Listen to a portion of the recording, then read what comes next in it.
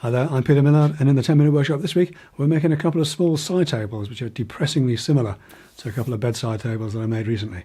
That's coming up next.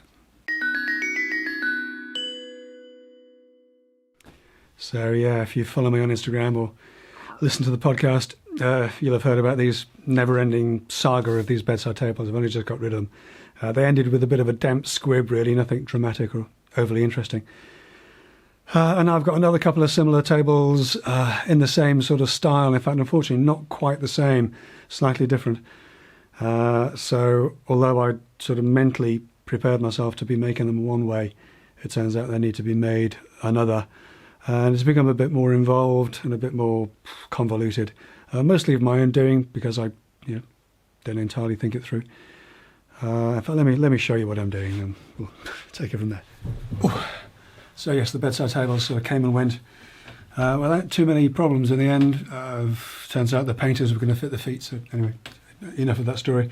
This has been on the books for a little while. It's two small tables, very much in the same sort of vein, so 36mm section on the leg, square section all around, but with 3 shelves. And mentally, I thought I knew how to do it because I'd done the bedside tables in the same way. You make the skeleton frame and make it up out of 2 18mm sections like this, and then I wrap it. I put a skin of 6mm on, and the reason I do that is because it minimises the cut edge. 36mm section, you could make 2 18s and make it 36mm thick, but I'd always be concerned about not getting a good enough finish on that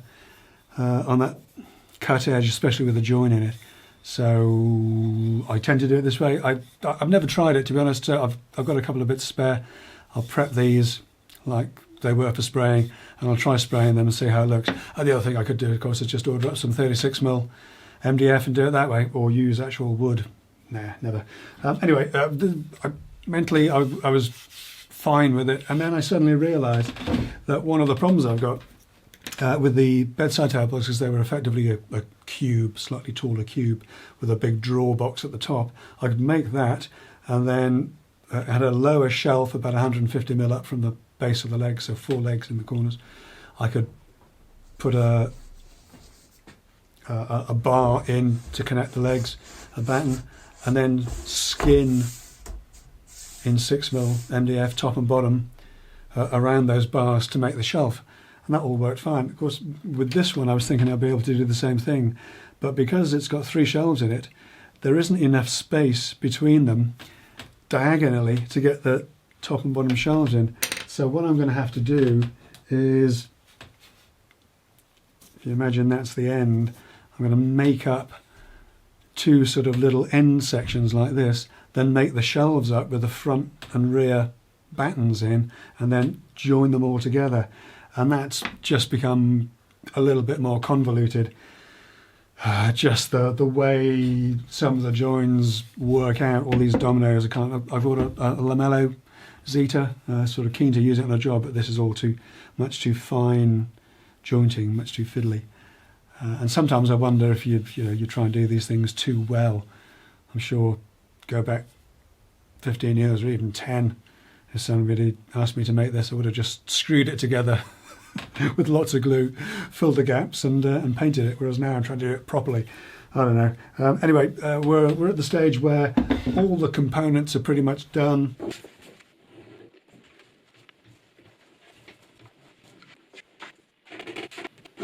Right, that's enough of that. Let's talk about getting some stuff made. For the legs, I've glued 2 lengths of 18mm MR MDF together to make the 36, and I've ripped them to 24mm strips. And here I'm gluing a strip of slightly oversized 6mm to the outside face of each leg, then clamping them up together.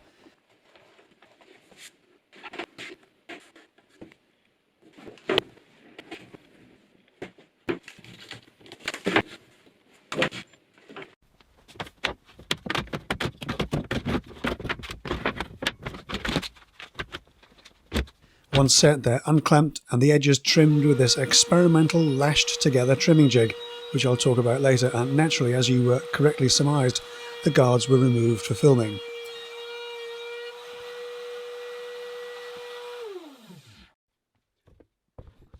Then with each set of 4 legs clamped together, I can trim back one end.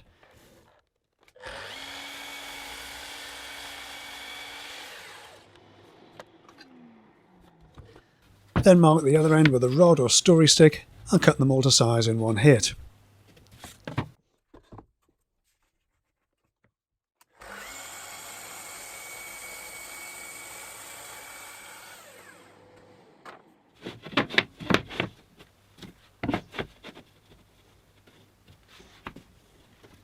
I need to cut the domino mortises for the front and rear shelf rails, and I've butted the legs up against a stop on the MFT and taped them together.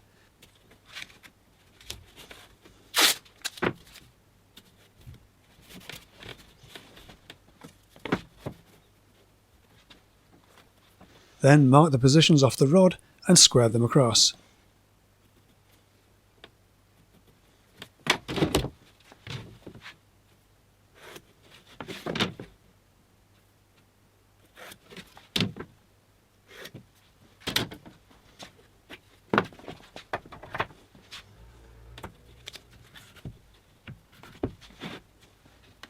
Then I can cut the mortises using pencil lines against the guardrail to line up the domino and move my way up the legs.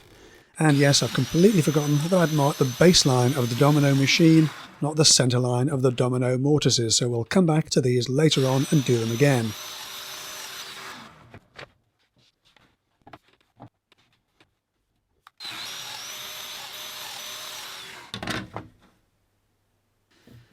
And with that all done, check out those nice double domino mortises. I can flip the legs over and cut the mortises for the end rails.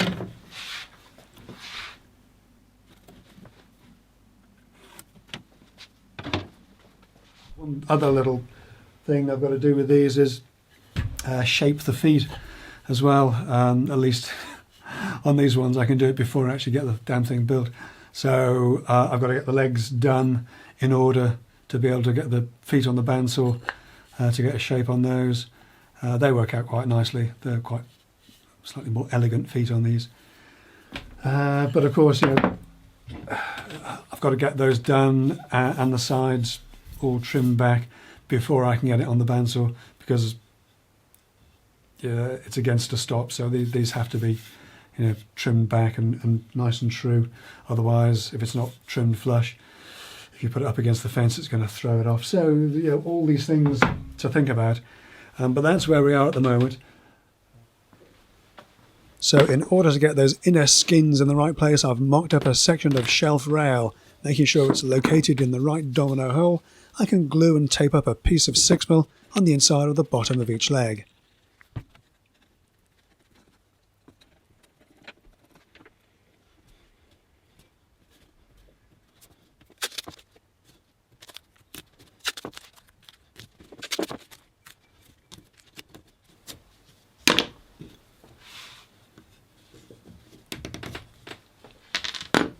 And while they're set aside to dry, I can cut the dominoes in the ends of the rails, referencing off the bottom of the domino machine in a simple jig.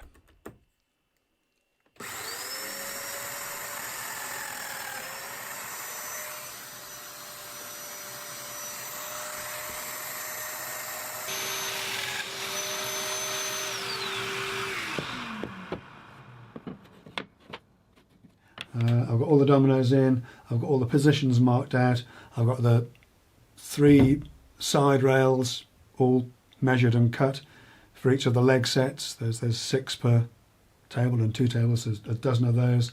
Same with the front and rear battens. And, you know, kind of ready to go.